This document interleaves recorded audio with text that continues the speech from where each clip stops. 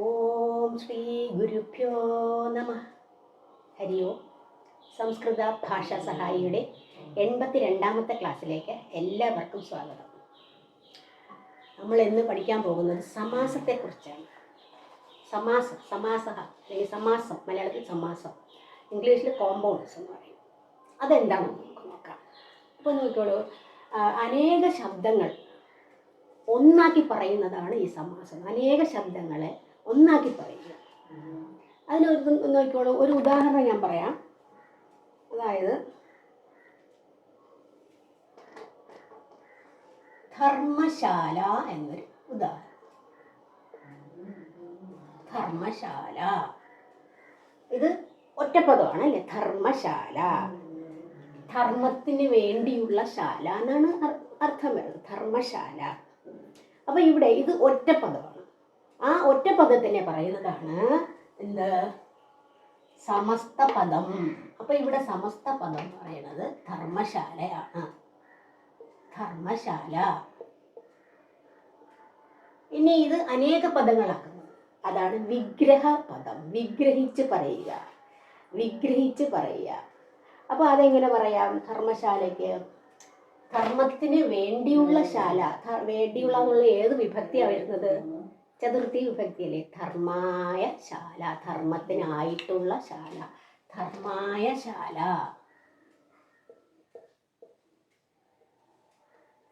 ധർമായ ശാല, ധർമ്മത്തിന് വേണ്ടിയുള്ള ശാല.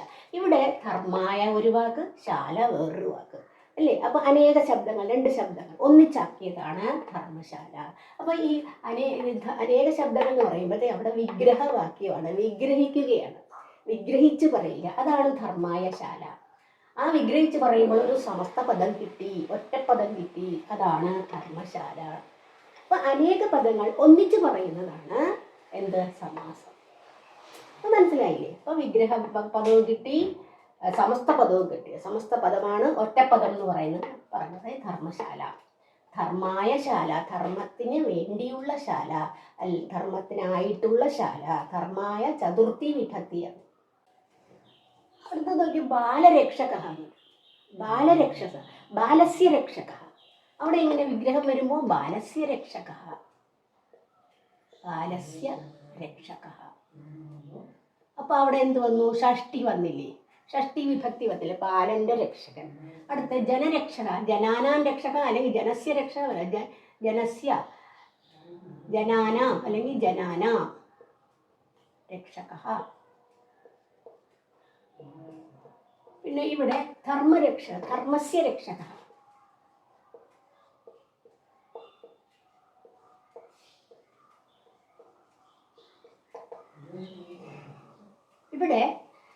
ഇവിടെ ബാലസ്യ എന്നൊരു ഷഷ്ടി വന്നു, ജനാനാം വന്നപ്പോൾ ഷഷ്ടി ബഹുവചനം വന്നു, ധർമ്മസ്യ അവിടെ ഷഷ്ടി ഏകവചനം വന്നു. അപ്പൊ ഇതിലെല്ലാം വിഭക്തി പ്രത്യയം വരുന്നു. ഈ വിഭക്തി പ്രത്യയങ്ങൾ പിന്നെ നമ്മൾ സമസ്ത പദമാകുമ്പോൾ, ഇതാണ് സമസ്ത പദം. ബാലസ്യ രക്ഷകൻ സമസ്ത പദം, ബാലരക്ഷക. ഈ ബാലരക്ഷക വന്നപ്പോഴത്തേക്ക് എന്ത് ചെയ്തു? ഈ വിഭക്തി പ്രത്യയം ലോപിച്ചു പോയി, ഇല്ലാതാകുന്നു. അങ്ങനെയാണ് ബാലരക്ഷകയായത്. അവിടെ ഇതും അതുപോലെ ജനാനാം രക്ഷക. ജനാനാം എന്നുള്ളത് വിഭക്തി പ്രത്യയമാണ്. ജനാനാം ഷഷ്ടി ബഹുവചനം. ആ വിഭക്തി പ്രത്യയം ലോപിച്ചിട്ട് ഇവിടെ എന്തായി? സമസ്ത പദം വന്നപ്പോൾ ജനരക്ഷക ആയി. അതുപോലെയാണ് ധർമ്മരക്ഷ. ധർമ്മസ്യ രക്ഷ ഷഷ്ടി വിഭക്തിയാണ്, അതിൻ്റെ ഷഷ്ടി വിഭക്തി, അത് വിഭക്തി പ്രത്യയം ലോപിച്ചിട്ട് സമസ്ത പദം കിട്ടി, ധർമ്മരക്ഷക.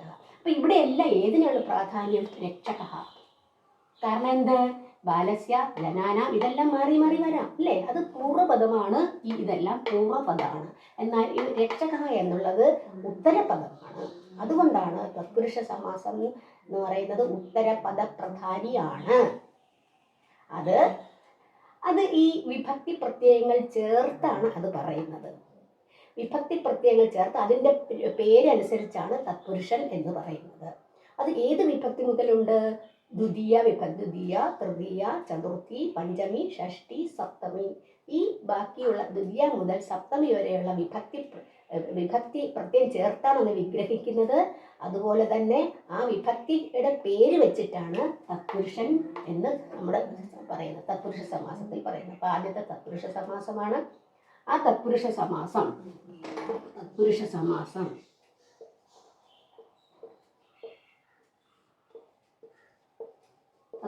സമാസ. ഈ സത്പുരുഷ സമാസത്തില് ദ്വിതീയ വിഭക്തി മുതൽ സപ്തമി വിഭക്തി വരെയുള്ള വിഭക്തിയുടെ പേര് വെച്ചിട്ടാണ് തത്പുരുഷൻ എന്ന് പറയുന്നത്. അപ്പൊ നമുക്ക് ഇതെങ്ങനെ പറയാം? ബാലസ്യ രക്ഷക എന്ന് പറയുമ്പോഴത്തേക്ക് ഷഷ്ടിയല്ലേ, അപ്പൊ ഷഷ്ടി തത്പുരുഷ. അങ്ങനെ നമുക്ക് ദ്വിതീയ വിഭക്തി മുതൽ എന്തൊക്കെയാണെന്ന് നമുക്ക് ഉദാഹരണം വെച്ച് നോക്കാം. ദ്വിതീയയിൽ ആദ്യം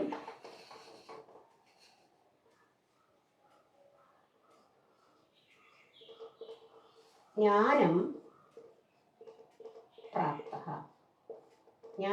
പ്രാപ്ത എന്നുള്ളത് എന്താണ്? ജ്ഞാനം പ്രാപ്ത. ജ്ഞാനം ഏത് വിഭക്തി വരും? ജ്ഞാനത്തെ എന്നുള്ളത് ദ്വിതീയ ഏകവചനം. ജ്ഞാനത്തെ പ്രാപിച്ചവൻ ജ്ഞാനപ്രാപ്ത.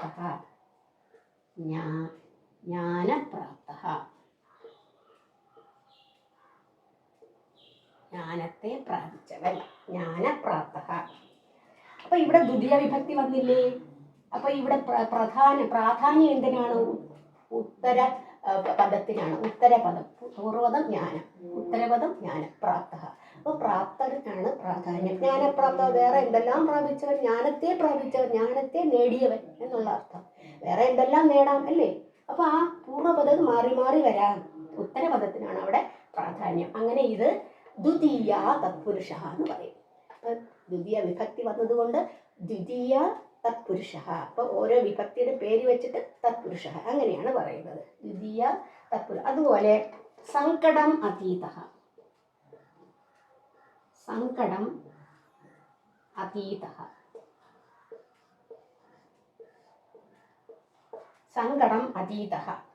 അത് അതീത എന്ന് പറഞ്ഞാൽ ഇല്ലായ്മ ചെയ്യുക എന്നുള്ള അർത്ഥം. സങ്കടം അതീത, സങ്കടാതീത.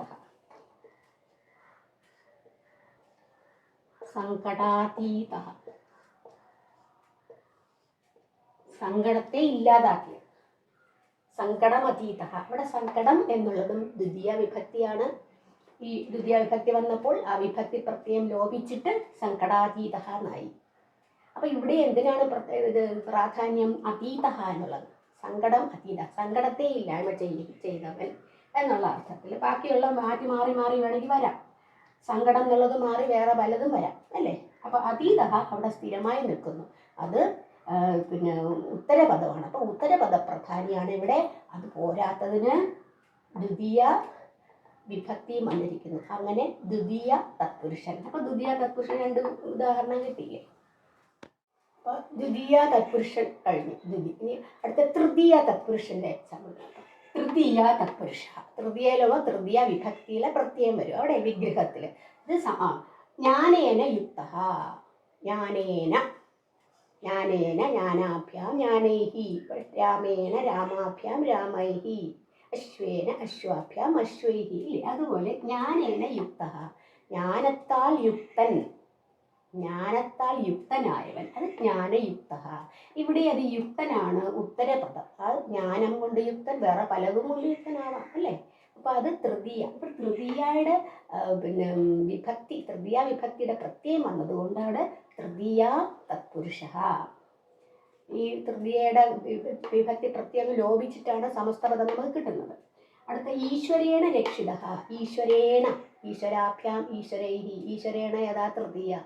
ഈശ്വരനാൽ രക്ഷിത, ഈശ്വരനാൽ രക്ഷിക്കപ്പെട്ടവൻ, അത് ഈശ്വര രക്ഷിത. ഇവിടെ ഈ തൃതീയയുടെ പ്രത്യേകം എന്ത് ചെയ്തു? വിഭക്തി പ്രത്യേകം ലോപിച്ചു. അങ്ങനെയാണ് ഈശ്വര രക്ഷിത സമസ്തപദം കിട്ടിയത്. അതും അവിടെ രക്ഷിതയ്ക്കാണ് പ്രാധാന്യം, ഉത്തരപദമാണ്. അതുകൊണ്ട് അവിടെ തൃതീയ വിഭക്തിയും വന്നു. തൃതീയ തത്പുരുഷ. അടുത്ത സിംഹേന സദൃശ. സിംഹത്താൽ അല്ലെങ്കിൽ സിംഹത്തോട് സദൃശൻ. ഇവിടെ സിംഹേന തൃതീയ വിഭക്തി വന്നു. ഇത് സിംഹ സദൃശ ആയി. അപ്പൊ അവിടെ എന്താണ്? തൃതീയ വന്നു, ഉത്തരപദ പ്രധാനിയാണ്. തൃതീയ വിഭക്തി വന്നു, അതുകൊണ്ട് തൃതീയ തത്പുരുഷ. അടുത്ത വാചാകലഹ. വാക്കിനാൽ, അത് തൃതീയാണ്. വാചാകലഹ, വാക്കിനാൽ കലഹ. കലഹമാണ്, പലതുകൊണ്ടും കലഹിക്കാം അല്ലേ. അപ്പോൾ കലഹം അവിടെ അതുപോലെ തന്നെ നിൽക്കുന്നു, അതിനാണ് പ്രാധാന്യം. അതുകൊണ്ട് ഉത്തരപദ പ്രാധാന്യമായതുകൊണ്ടും പിന്നെ തൃതീയ വിഭക്തി വന്നതുകൊണ്ടും തൃതീയ തത്പുരുഷ. ഹരിണാത്രാത, ഹരിയാൽ, ഹരിണ അത് ആൽ എന്നുള്ള തൃതീയ വിഭക്തിയുടെ അർത്ഥം വന്നു. ഹരിണാത്രാത, ഹരിയാൽ രക്ഷിക്കപ്പെടുക. ഹരിണാത്രാത, ത്രാത രക്ഷിക്കുക. ഹരിത്രാത അവിടെയും അതുപോലെ തന്നെ ത്രാത രക്ഷിക്കുക, പല രീതിയിൽ രക്ഷിക്കുക അല്ല, പലരാലും രക്ഷിക്കാം. അപ്പോൾ അതെല്ലാം തൃതീയ വിഭക്തിയുടെ പ്രത്യേകമാണ് വന്നിരിക്കുന്നത്. അതുകൊണ്ട് തൃതീയ തത്പുരുഷൻ അതിൻ്റെ ഉദാഹരണങ്ങളാണ് ഇത്. അപ്പോൾ ദ്വിതീയയും തൃതീയയും കഴിഞ്ഞു. ഇനി അടുത്ത ചതുർത്ഥി തത്പുരുഷ. ചതുർത്ഥി വിഭക്തിയിൽ വരുന്ന തത്പുരുഷനെ നോക്കാം. ഭവനായ കാഷ്ടം. ചതുർത്ഥിയുടെ അർത്ഥം, അതായത് പ്രത്യേകം എന്താണ്? വേണ്ടിയുള്ള, ആയിക്കൊണ്ട് എന്നൊക്കെയാണ് അതിൻ്റെ അർത്ഥം അല്ലേ. ഭവനായ കാഷ്ടം. കാഷ്ടം എന്ന് പറഞ്ഞാൽ എന്താ? വിറക്, വിറകെന്നാണ് കാഷ്ടത്തിൻ്റെ അർത്ഥം. ഭവനായ കാഷ്ടം, ഭവനത്തിന് വേണ്ടിയുള്ള കാഷ്ടം, വീടിന് വേണ്ടിയുള്ള കാഷ്ടം. അപ്പം ഭവനായ ചതുർത്ഥി ഏകവചനമാണ്. ഭവന കാഷ്ടം. അപ്പോൾ അവിടെയും കാഷ്ടം അല്ലെ വിറകിനാണ് പ്രാധാന്യം, ബാക്കി ഇതെല്ലാം മാറി വരാം. അപ്പോൾ ഇവിടെ ചതുർത്ഥി വിഭക്തിയുടെ പ്രത്യയം വന്നിരിക്കുന്നതിനാൽ ചതുർത്ഥി തത്പുരുഷ. പിന്നെ ബാലേഭ്യ ദുഗ്ധം. ബാലേഭ്യ, ബാലായ, ബാലാഭ്യാം, ബാലേഭ്യ. ബാലേഭ്യ ചതുർത്ഥി ബഹുവചനമാണ്. ബാലന്മാർക്ക് വേണ്ടി. ദുഗ്ധം മിൽക്ക്, പാല്. ബാലേഭ്യ ദുഗ്ധം, ബാലന്മാർക്ക് വേണ്ടിയുള്ള പാല്. അതാണ് ബാലദുഗ്ധം. അവിടെയും ചതുർത്ഥി ബഹുവചനം വന്നിരിക്കുന്നു. അതുകൊണ്ട് ചതുർത്ഥി തത്പുരുഷ. ജനേഭ്യ സുഖം. ഇതുപോലെ തന്നെ ജനേഭ്യ, ബാലേഭ്യ പോലെ തന്നെ ജനേഭ്യ. ജനേഭ്യ സുഖം, ജനങ്ങൾക്ക് വേണ്ടിയുള്ള സുഖമാണ്, ജനങ്ങൾക്കായിട്ടുള്ള സുഖം, ജനസുഖം. അവിടെയും സുഖത്തിനാണ് പ്രാധാന്യം, ഉത്തരപദ പ്രാധാന്യം. അതുകൊണ്ട് ചതുർത്ഥി വിഭക്തി വന്നിരിക്കുന്നതുകൊണ്ട് ചതുർത്ഥി തത്പുരുഷ. ഇനി ചതുർത്ഥി കഴിഞ്ഞ ഏതാണ്? പഞ്ചമിയാണ്. പഞ്ചമി തത്പുരുഷൻ നോക്കാം. പഞ്ചമി തത്പുരുഷ. വൃക്ഷാത് പതിതഃ. പഞ്ചമിയുടെ മീനിങ്, അതായത് പ്രത്യേകം എന്താണ്? ഫ്രം, അതിൽ നിന്ന് എന്നുള്ള അർത്ഥമാണ്. അപ്പോൾ വൃക്ഷാത്, വൃക്ഷത്തിൽ നിന്ന്, പതിതഃ വീഴുന്നത്, വൃക്ഷത്തിൽ നിന്ന് വീഴുന്നവൻ എന്ന് പറയാം. വൃക്ഷാത് പതിതഃ, വൃക്ഷാത് പതിതഃ. അപ്പോൾ ഇവിടെ വൃക്ഷാത്ത് എന്നുള്ളത് പഞ്ചമി വിഭക്തിയുടെ പ്രത്യയം വന്നു. അത് ലോപിച്ചിട്ടാണ് വൃക്ഷപതിത ആയത്. വിഭക്തി പ്രത്യയം ലോപിച്ചിട്ട് വൃക്ഷപതിത, വൃക്ഷത്തിൽ നിന്ന് വീഴുന്നത് അല്ലെങ്കിൽ വീഴുന്നവൻ. അപ്പോൾ അത് പഞ്ചമി തത്പുരുഷനായി. ഭയാത് മുക്ത. ഭയാത്, ഭയത്തിൽ നിന്ന് മുക്തൻ. അവിടെ അത് ഭയത്തിൽ നിന്ന്, ഫ്രം എന്നുള്ള അർത്ഥമല്ലേ, ഭയത്തിൽ നിന്ന് മുക്തനായവൻ. ഭയാത് മുക്ത, ഭയമുക്ത. അവിടെയും ചതുർത്ഥി വിഭക്തിയുടെ പ്രത്യയം വന്നതിനാൽ, ചതുർത്ഥിയല്ല പഞ്ചമിയുടെ പ്രത്യയം വന്നതിനാൽ പഞ്ചമി തത്പുരുഷ. അപ്പോൾ ചതുർത്ഥി തത്പുരുഷൻ കഴിഞ്ഞു, പഞ്ചമി തത്പുരുഷനും കഴിഞ്ഞു. അടുത്ത ഷഷ്ടി തത്പുരുഷ. ഷഷ്ടിയുടെ എന്താ അർത്ഥം വരുന്ന? ഇൻ്റെ, രാമൻ, രാമസ്യ രാമൻ്റെ, ഉടെ സീതയുടെ എന്നൊക്കെ പറയുന്നത്. അപ്പോൾ ഷഷ്ടി തത്പുരുഷൻ ദേശസ്യ രക്ഷക. ദേശത്തിൻ്റെ, ദേശത്തിൻ്റെ, തസ്യ എന്നൊക്കെ പഠിച്ചില്ലേ. അപ്പോൾ ദേശസ്യ ഷഷ്ടി വിഭക്തി ആണ്. ദേശസ്യ രക്ഷക, ദേശത്തിൻ്റെ രക്ഷകൻ. ഇവിടെ ദേശരക്ഷക. അപ്പോൾ ഈ രക്ഷക മാറുന്നില്ല, അത് ഉത്തരപദമാണ്, അതിനാണ് പ്രാധാന്യം. അപ്പോൾ ദേശസ്യ വരുമ്പോൾ ഇവിടുത്തെ പിന്നെ വിഭക്തി പ്രത്യയം ലോപിച്ചിട്ട് ഇവിടെ സമസ്ത പദം കിട്ടി, ദേശരക്ഷക. അപ്പോൾ ഷഷ്ടി തത്പുരുഷനായി. അടുത്ത മൂഷകാണാം അധിപതി. മൂഷിക എന്താണ്? എലി. മൂഷകാണാം, അതിൻ്റെ ഷഷ്ടി ബഹുവചനമാണ്. മൂഷകന്മാരുടെ, എലികളുടെ അധിപതിയാണ്. അധിപതി എന്ന് പറഞ്ഞാൽ ലീഡർ എന്നുള്ള അർത്ഥത്തിൽ. മൂഷകാണാം അധിപതി, മൂഷകാധിപതി. ഇവിടുത്തെ ഇത് ലോപിച്ചിട്ട് മൂഷകാധിപതിയായി. അപ്പോൾ ഷഷ്ടി തത്പുരുഷ. തസ്യ വചനം, തസ്യ, തയോഹോ, തേഷാം പഠിച്ചില്ലേ. തസ്യ വചനം, അവൻ്റെ വചനം. തസ്യ വചനം, തദ്വചനം. തസ്യ വചനം, തദ്വചനം. വചനം, തദ്, വചനത്തിനാണ് പ്രാധാന്യം. തസ്യ എന്നുള്ള ഷഷ്ടി വിഭക്തിയുടെ പ്രത്യയമായതുകൊണ്ട് ഷഷ്ടി തത്പുരുഷ. അടുത്ത സപ്തമി തത്പുരുഷമായിട്ടുള്ളൂ. ധർമ്മേ നിപുണഃ. ധർമ്മേ, വനേ എന്നൊക്കെ പറയും. സപ്തമി അല്ലേ അത്. അതിൻ്റെ എന്താ? ഇൽ, ധർമ്മത്തിൽ. ധർമ്മേ നിപുണ, ധർമ്മത്തിൽ നിപുണൻ, നിപുണൻ സമർത്ഥൻ. ധർമ്മേ നിപുണ, ധർമ്മ നിപുണ. അപ്പൊ നിപുണൻ ആണ് പ്രാധാന്യ ഉത്തരപദം. ധർമ്മ എന്നുള്ളത് സപ്തമി വിഭക്തിയുടെ പ്രത്യയമായതുകൊണ്ട് സപ്തമി തത്പുരുഷ. നീതൗ നിപുണ, അതുപോലെ നീതൗ നീതിയിൽ നിപുണൻ, നീതി നിപുണ.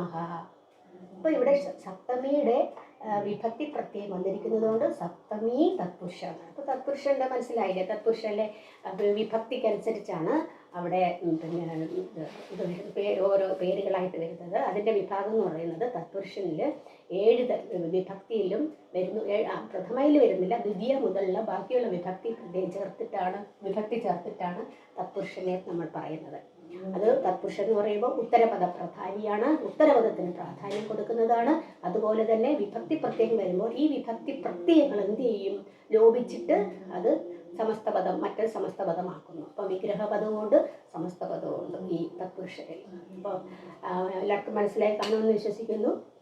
ഇനി അടുത്ത ബാക്കിയുള്ള ഡിവിഷൻ, അതായത് തത്പുരുഷനെ കഴിഞ്ഞിട്ടുള്ളൂ, ബാക്കി സമാസത്തിൽ ബാക്കി വേറെ കുറേ സമാസങ്ങളുണ്ട്. അത് ഏതൊക്കെയാണെന്ന് അടുത്ത ക്ലാസ്സിൽ നമുക്ക് കാണിക്കാം. അതുവരെ എല്ലാവർക്കും നന്ദി, നമസ്കാരം.